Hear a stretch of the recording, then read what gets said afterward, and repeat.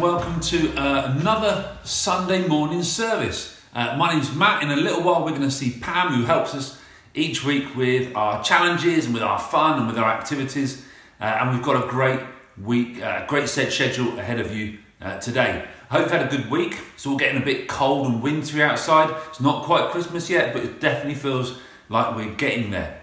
So we're going to make a good start this week. We're going to crack on with our challenge. Last week we did the donut challenge and we saw that Pam won and did really well in that. And this week we've got another interesting challenge for us. So let's hand over to Pam and see what we're going to be doing this week.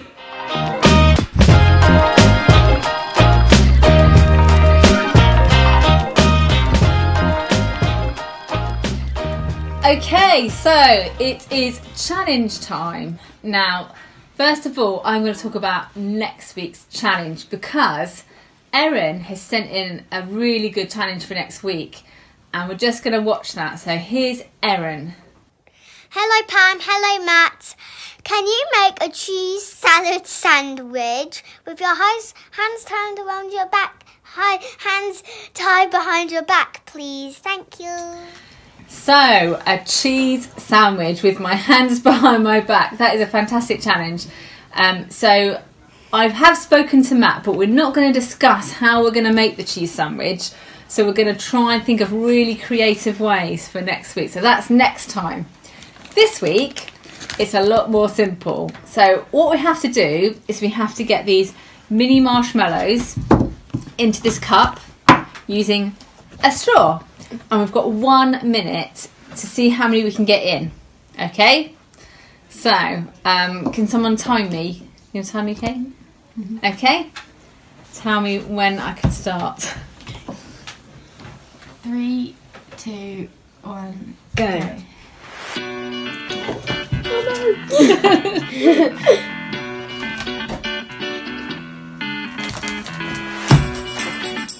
no!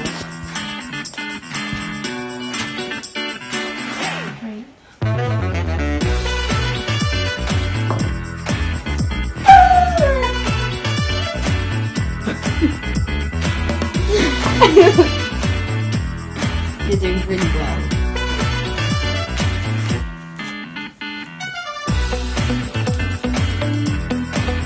You're sticking.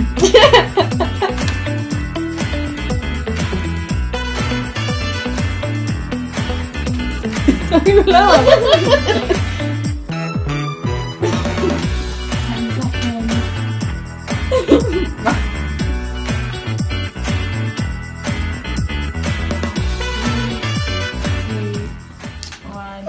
Stop. Oh, do you know what? I think I could have probably done a bit better. I reckon Matt's probably beaten me. Should we see how many I've got? Stop.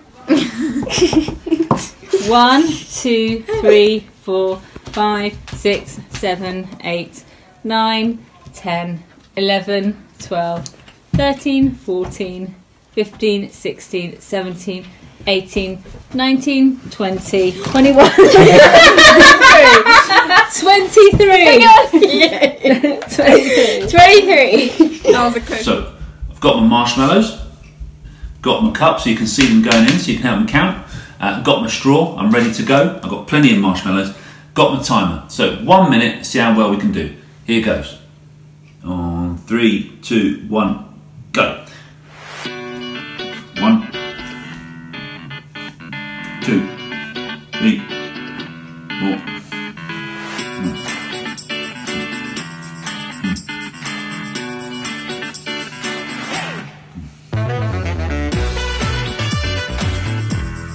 Two there.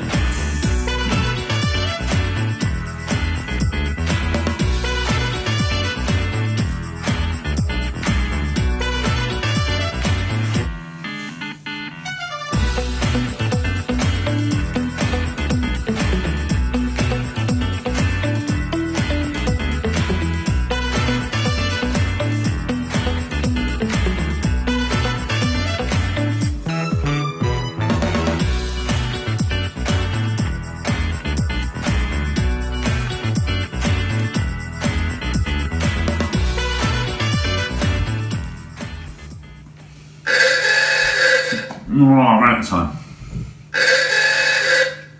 So let's count how many we've got so we know. I'll put the straw to the side so we can see we're not mixing them in. Let's count. We've got 1, 2, 3, 4, 5, 6, 7. That's a double one, we'll only count it as once. 7, 8, 9, 10, 11, 12, 13, 14, 15, 16, 17, 18, 19,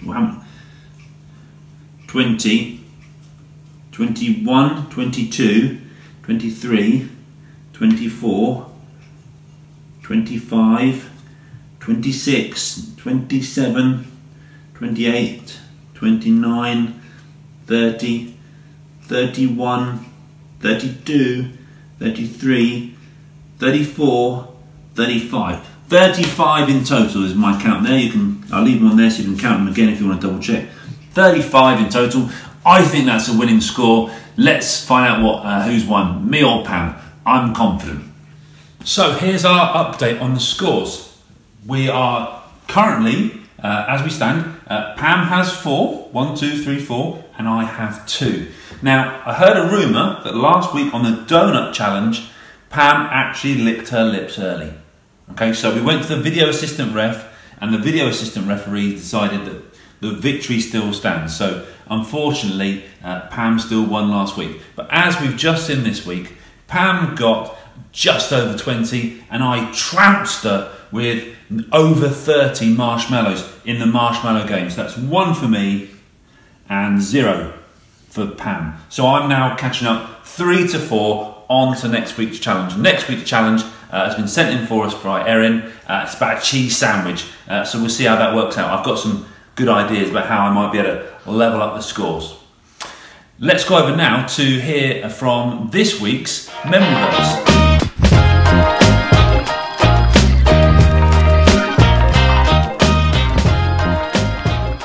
Hey kids, so today, in accordance with the government guidelines, I have travelled to a local funeral, as up to 30 people can gather together at one.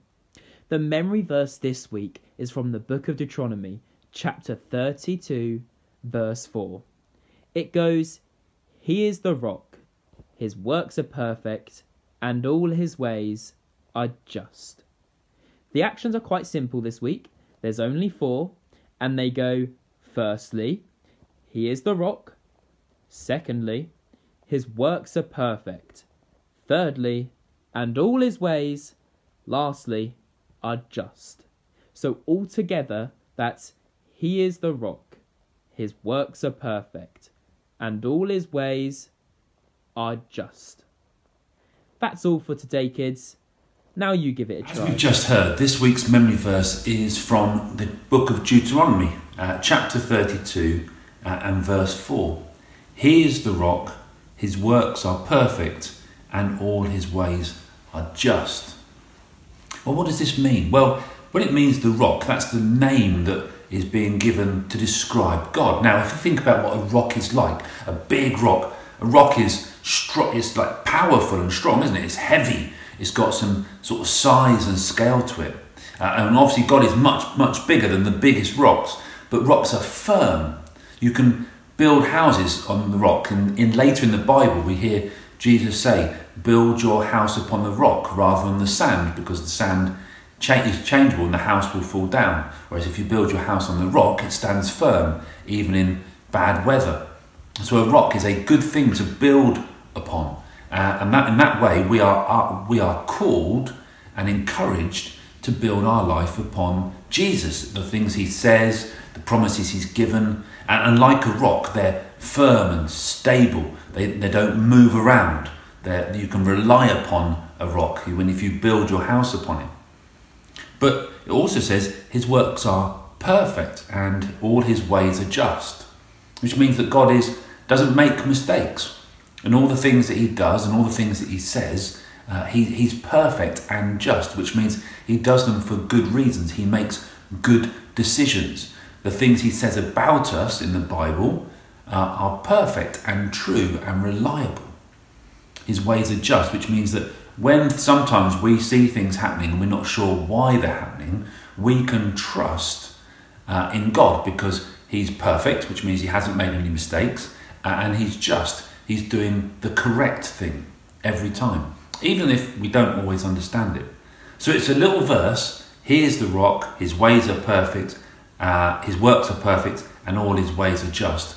But it's a little verse, but it's really helpful in telling us about God's character, how big He is, how strong, how reliable, how dependable, how good and perfect, and how He gets things right all the time. And so therefore, when we worry that we don't know what's going on, we can just trust and relax and have sort of security and confidence in knowing that He's doing the right thing at the right time in the right way.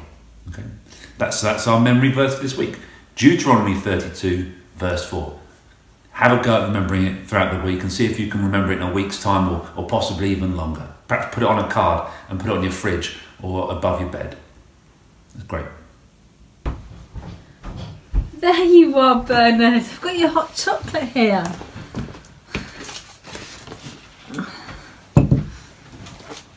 Oh, you like science? Yeah? Can you believe in science and believe in God? Well, you know that the Bible wasn't written by modern day scientists that you get today. The Bible was written a long, long time ago by men of faith. Do you know? Oh, yeah, marshmallows.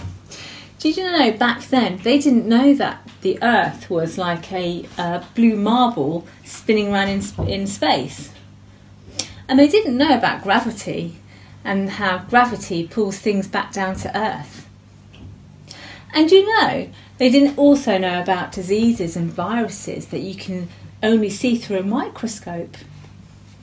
They didn't know. But do you know, science is the human effort to understand how God created the earth. Yeah.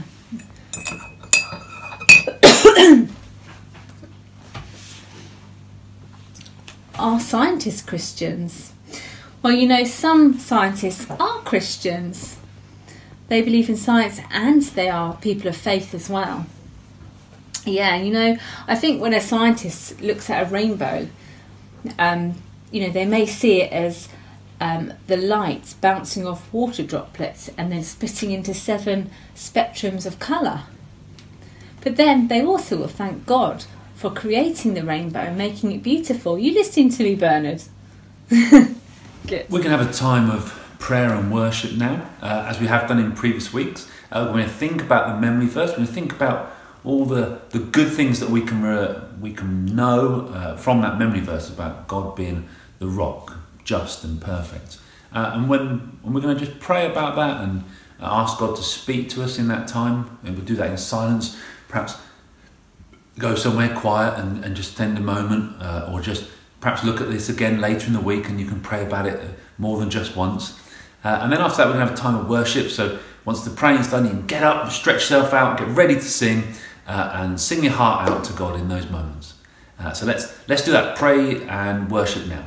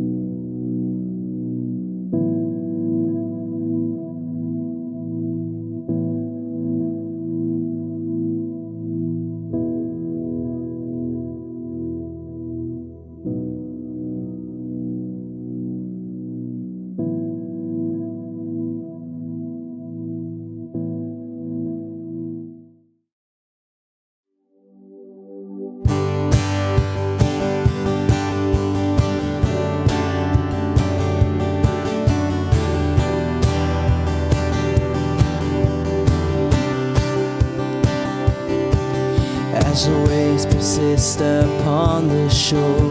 Your love pursues me more and more. Your love pursues me like a stone that has been honed at sea. Your constant love is changing me. Your love, it changes me. Open my eyes to see you. Open my ears to hear you. Open my heart to love you every day in every way. Open my eyes to see you. Open my ears to hear you. Open my heart to love you every day in every way.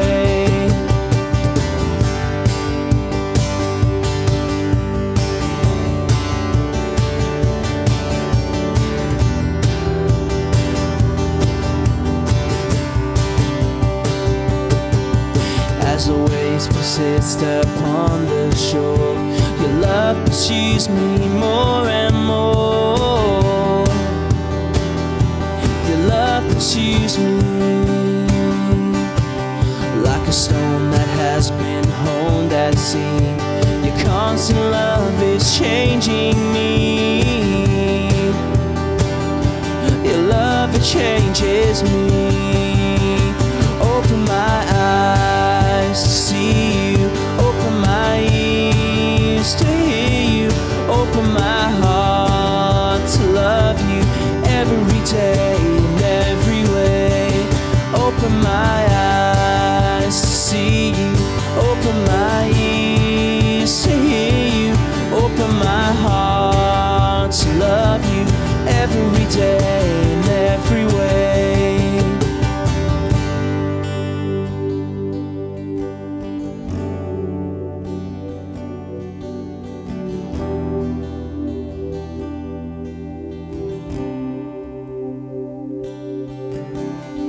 Your love is never ending. Your grace is all abounding. Your mercy never fails. Your love is never ending. Your grace is all abounding. Your mercy never fails. Open my eyes to see you. Open my ears to hear you. Open my heart to love you every day in every way. Open my eyes to see you. Open my ears to hear you. Open my heart to love you every day in every way.